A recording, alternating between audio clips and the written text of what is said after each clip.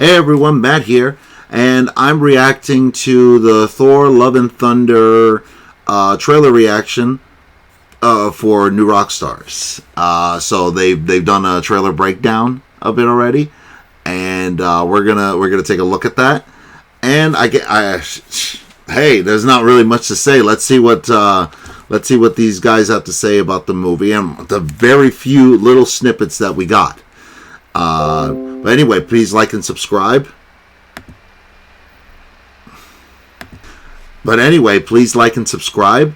And yeah, let's get into it. Back to New Rockstars, I'm Eric Voss, and this is a breakdown for the trailer for Thor Love and Thunder, which gets us so lost in Chris Hemsworth's eyes like the bluest skies. And it's a bit easy to miss the love and the thunder, which I assume are what Thor's sweet child named her biceps. There's so many cool details hidden in this trailer, so let's punch those tickets to the gun show and break down this frame by frame. And thanks to Truebill for sponsoring today's video. More on them later. Let's go!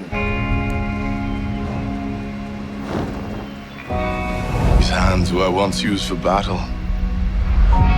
These hands. Now they're but humble tools for peace. I need to figure out exactly who I am. We open on Thor sprinting through the eras of his life, and I'm pretty sure his youngest self was actually played by one of Chris Hemsworth's real-life sons, the twins Tristan and Sasha. Really? Awesome to get them in there, and I think this imagery mirrors the journey of Forrest Gump, a running rambler who stumbles through war zones and prize matches and boats until turning into a bearded trucker hat wearing Zen master, just trying to reconnect with the woman who got away. Women now with tragic health conditions. I may not be a smart adventure Jane, but I know what love and thunder is. Now the second phase of Thor's youth shows his teenage self wearing Thor's classic costume from the comics, the winged helmet, the blue pants, yellow boots. That's pretty cool. The montage ends with Thor surrounded by flames, representing his home of Asgard being burned by Surtur in Ragnarok. Now the final shot of the trailer shows Thor in the same fur collar.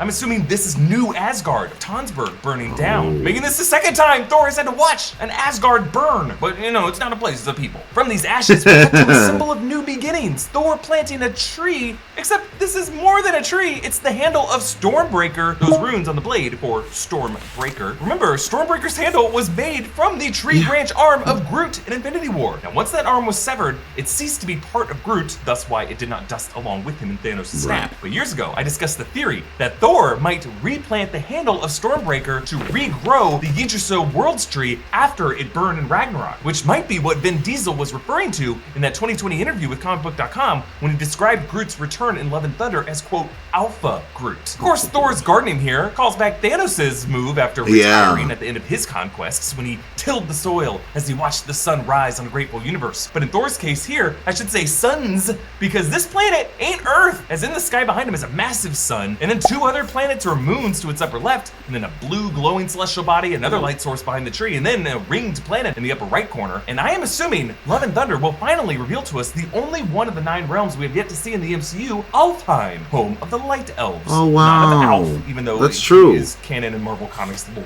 Notice the scar over Thor's right eye, that's from when Hela sliced out his eye in Ragnarok. It's come a long way in healing, and now both his eyes are bright blue. Definitely bluer than they were before. And his prosthetic right eye has been replaced since Endgame. Perhaps that could be why he went to Alfheim, using the Light Elves' magic to heal himself, both physically and, based on this Don Draper meditation pose here, spiritually as well. And the music of this trailer is Guns N' Roses' Sweet Child O' Mine, which has lyrics referencing eyes like the bluest skies and childhood memories where everything was as fresh as a bright blue sky. Axl Rose wrote these lyrics for girlfriend Erin Everly, daughter of Don Everly of the Everly Brothers, whose song All I Have to Do Is Dream just appeared in a recent promo for Doctor Strange in the Multiverse of Madness. Multiverse of Madness does seem like a story about parenting, Love and Thunder, a story about being sweet children of the gods. Now, of course, my favorite cover of this Guns N' Roses song is the a cappella rendition from Step Brothers. I knew somebody was going to mention that.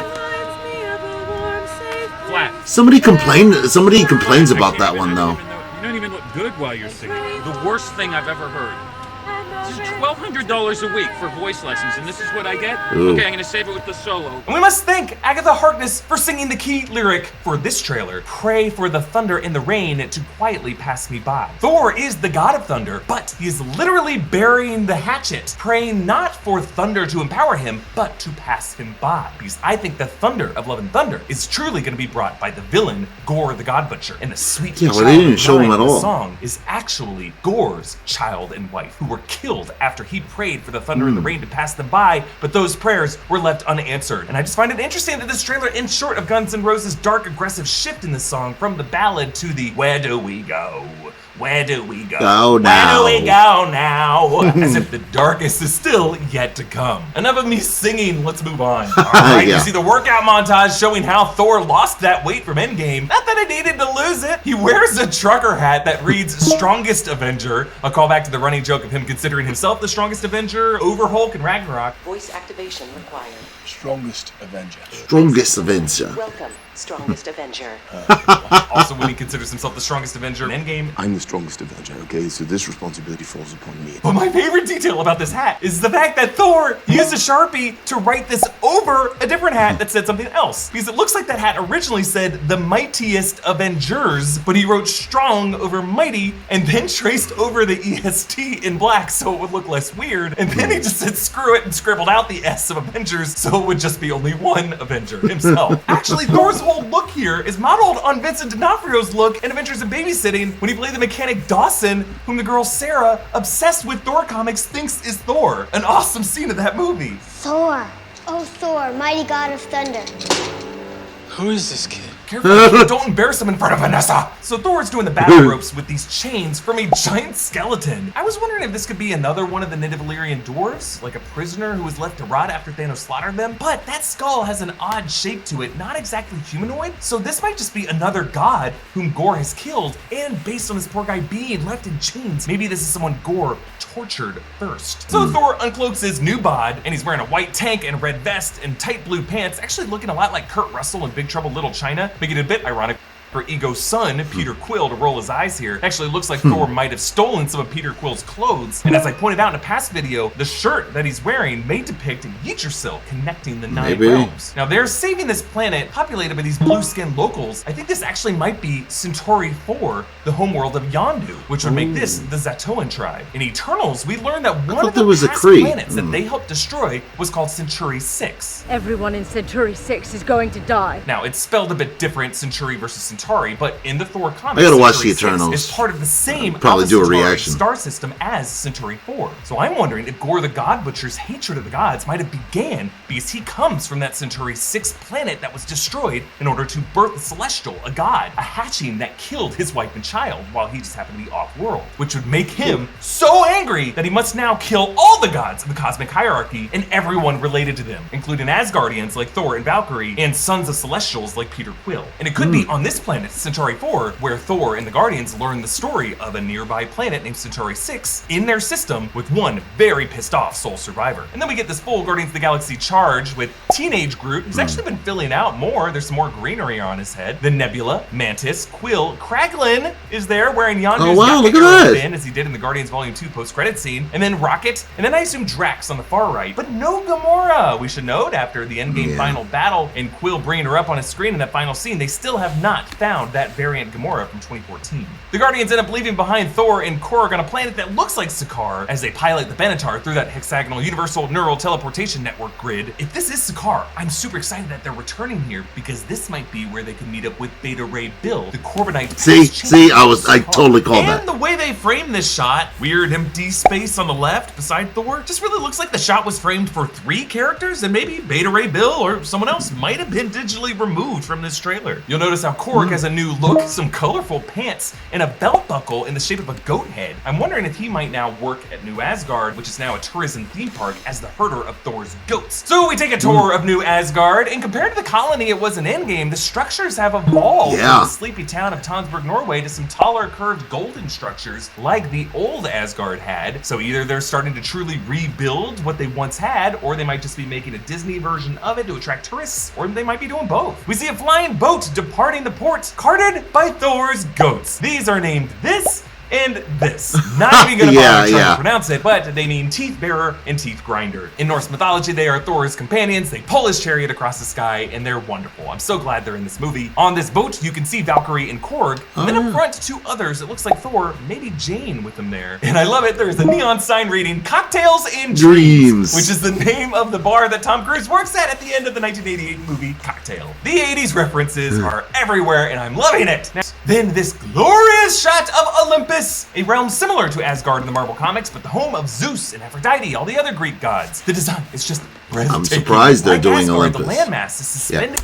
I'm surprised they're actually doing Olympus. In space with impossible gravity, water just spilling into mist. Here from these Roman-style aqueducts that snake through all the structures. In the lower left, it looks like it's open space and stars out there. So who knows? This could all be suspended inside of another part of a dead celestial, like Nowhere's headless body. Because the sword carried by Gore in this movie is the same weapon that, in the Marvel Comics lore, beheaded Nowhere. So this movie may confirm that history. You'll notice a pink-purple streak meteors through this Olympus space. Maybe Thor and his friends arriving, or maybe this is an attack from Gore. Taika Waititi embraces his "our flag means death" vibes with Thor on a pirate ship as a woman swings over to embrace him, looking like the cover of a romance novel. If this is the same setting as the tree meditation shot earlier, this might be a light elf of Alfheim. Notice how the ship behind him is being smothered by a kraken. Could it be a friend of Gargantos? Could it just be its own thing? Maybe. Then the Viking ship sails toward this planet that I thought was Earth, but if you look closely at the surface, it looks like it might be in the process of freezing over. Thought it was just a sunrise light hitting the clouds, but it does look like it's streaking through its atmosphere faster than the planet is rotating toward its sun. Thor stands on the bow with Stormbreaker streaming forward, since Stormbreaker, remember, has the powers of the Bifrost. This is how they're traveling through these wormholes in space. Then lightning streams through the Hall of Olympus, all this goofy acrobatic display with pointed lightning bolt ends up until they are caught as one goofy looking bolt by Zeus. Played here by Russell Crowe. At his side are two goddesses, perhaps Hera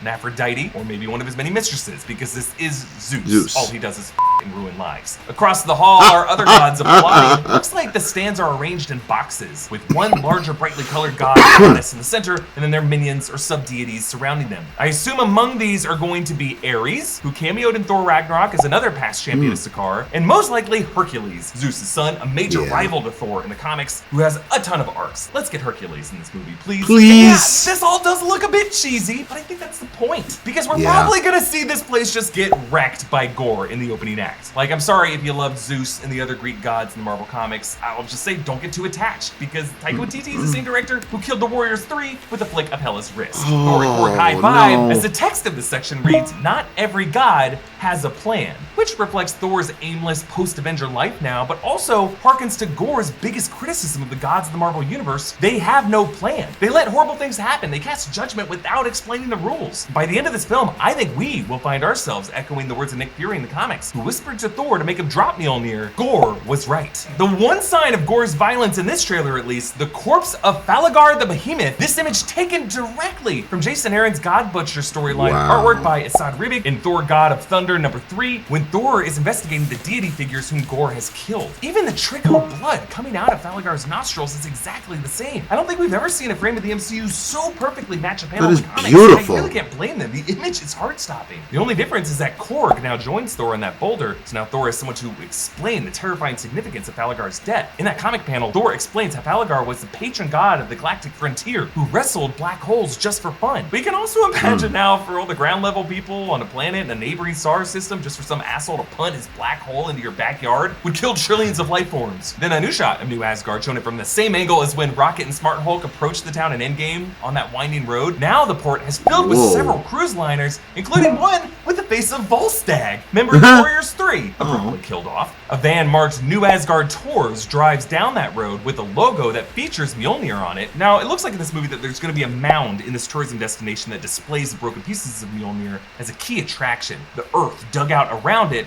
making a kind of pedestal since people might not be able to move the Uru shards. Kind of like how Disneyland has a sword and a stone, and that will be where Jane Foster is empowered as the pieces come back together. Valkyrie now sits at the head of an international summit. The sign in the corner reads, renewable energy conference with art looking like a series of waterfalls that pour into each other, maybe showing how the Asgardians and the Olympians recycle water through their infinity pool water systems that seem impossible, but probably work on some kind of Asgardian magic. Currently, you'll notice the representative from the United States is standing, because that's what we do here, we stand! So I wonder if Asgardian science magic that empowers their boats and everything else in their lives has become a pretty game-changing energy resource on Earth, which would complicate things on oil-dependent countries like the US that needs to protect coal jobs and fracking. But I also like how at this table of international not a good players, thing. seated in the guest of honor to Valkyrie's left is New Zealand. I'm pretty sure this is at Taika Waititi's insistence. Now remember, in Spider-Man No Way Home, an international news ticker read, "Political turmoil in New Asgard." This could be what that was referring to. Also in the corners of this room, notice 2 armed guards with berets and interesting leg armor. These could be the new Einherjar of New Asgard on Earth. Remember, those are the guards that protected Asgard. Now they got a new Terran take on their gear. Now, Valkyrie, meanwhile, looks bored on her throne. An office chair with Asgardian printing along the back. She's chewing food off some skewer, and above her is a sigil, which I assume will be her variant of Odin's symbol, maybe turned upside down or something like that. Now to the left, Meek is there, wearing a business suit, prepping a drink for Valkyrie. Cocktails and dreams, baby. But notice how Valkyrie is sitting right between 2 doors, Hair and Dom, for the men and the women's restrooms. But right in the middle, it's just some fun framing, reflecting how Valkyrie is really a character who defies gender norms. Then another shot of Olympus with a huge Zeus statue ahead. Now on that walkway is Korg and Thor, and then another red-caped figure, I assume. That's probably Jane Foster. So there's statues on the left and the right depicting other gods. On the left, maybe Aphrodite. On the right, that could be Artemis, goddess of the hunt. On to the next clip. Not me. Just listening. All right, we got a better shot of the Guardians here. Quill, Drax, Nebula, Mantis, Rocket, and Groot. And Mantis has this interesting chip on her forehead now, which are connected to her antennae, perhaps a way of amplifying her emotional sensing abilities. I wonder. He's just trying so hard to make Quill love him, because all the other people Yeah, just love him. Just love Thor. You know you love each other in real life. Eye contact, just like how he stared Peter directly in the eyes on the Benatar at the end of Endgame. And you can see now in the close-up that Thor has regrown his braid that he used to have in the earlier movies, or his head was shaved in Ragnarok, and before he let himself go in Endgame. I love how the title logo has this metallic look to it, like an 80s rock band, just metal pieces sliding into place in a diamond shape to form the O, which also reflects the angular text of Norse runes. Then on to the last clip. Yep. What is up with her arms, man? So the reforged Mjolnir flies into the hand of Jane Foster, with Natalie Portman returning after Thor: The Dark World in an adaptation of Jason Aaron's Mighty Thor run that follows Jane as a cancer patient who wields Mjolnir after the case of Gore made Thor want to drop the hammer, considering himself unworthy. Now powering up into Lady Thor allows Jane to escape her sickness, but whenever she returns to normal, her chemo is reset, setting up this fascinating and tragic storyline for the character. Now, how did this happen? Well, the movie's official description says Jane Foster, who, to Thor's surprise, inexplicably wields his magic hammer Mjolnir as the mighty Thor. That suggests that whatever caused this hammer to reforge was some mysterious magic that Thor is not familiar with. Now, it's been implied that Infinity Stones left cosmic radiation coursing through the universe, and in the case of Jane Foster, who was possessed by the Reality Stone Ether, that radiation could have been the cause of her cancer, as well as what now triggers the hammer to reassemble. It's also possible that the multiverse could have caused this reassembly in some way, like she comes from another universe, or the hammer comes from another universe. And more will be revealed in a future trailer after Doctor Strange: The Multiverse of Madness comes out. I have a feeling that the hammer's return will have an in-universe answer, like either residual Reality Stone radiation, or some hidden Will and Testament clause from Frigga or Odin that includes Jane Foster in that worthiness charm. Like whoever wields this hammer, if he be worthy, shall possess the powers of Thor. Also under clause, whoever that current bearer loves the most can also wield it sometimes. Now compared to the shot of Hela destroying the hammer in Ragnarok, the cracks of Mjolnir are now spread apart with bigger chunks. But notice how the golden end is facing upward now. I think we're looking at the other side of it. I just like this look better than a more capillary splintered look, because now from a distance you can still make out the individual cracks of that hammer. This reveal of Natalie Portman as Lady Thor works really well. Better than I thought it would. And honestly, Marvel Studios really needed this to work, and they totally pulled it off, but they used a few interesting visual tricks to do it. Now yes, Jane is definitely beefed up here. I'm sure Natalie Portman put on quite a bit of muscle, but I wouldn't be surprised if they did did that classic Tom Holland muscle enhancement there. But she does need to be beefed up, yet the focus of the shot is not on her muscle definition. Her shoulders, her traps, her neck, forearms, they're all covered. They also cover her face with the helmet, all to avoid that uncanny valley effect where we might see Natalie Portman's iconic face, but on a different body, which would just kind of freak us out. Instead, the focus is on Mjolnir, a striking, unusual image to see it put together again, and that is what guides us into the shot. And then we move directly from Mjolnir to Jane's eyes, which are locked directly on us. See, there is a narrative to this reveal, as opposed to just barfing in a visual effect in a trailer and we get to pull it apart. There's a story here. Our eyes are guided by the emotion of this moment. Now, behind both Jane and Thor, it looks like the town of New Asgard is being attacked by these weird-looking, dark, tentacled creatures. And then to the left behind Jane, whatever this is flashing some sharp teeth. What is that? Weapon, all black. Has some connections to the symbiotes in Marvel lore. It was a weapon created by the symbiote deity of Null. And we did see in Spider-Man No Way Home that a piece of Venom is left in the boundary of the MCU. I love how everything's all connected. At some kind of Venom creature attacking New Asgard? Like, I don't know. I don't think Venom can appear in an MCU movie without it being a Sony co-production the way Spider-Man No Way Home was. So I don't know if they'll keep that symbiote backstory. But if you think about it, the way that Dane Whitman's sword, the Ebony Blade, also had a black shape-shifting essence to it when he reached out to it. That could be the same way Gore's blade works, making it a kind of poison. Not a venom, a poison that rots a target from the inside out. That could be how we got that chained up skeleton. It could be a poison that thematically parallels the way cancer attacks the body, which would make Jane's conflict with Gore super important and super symbolic for her in this movie.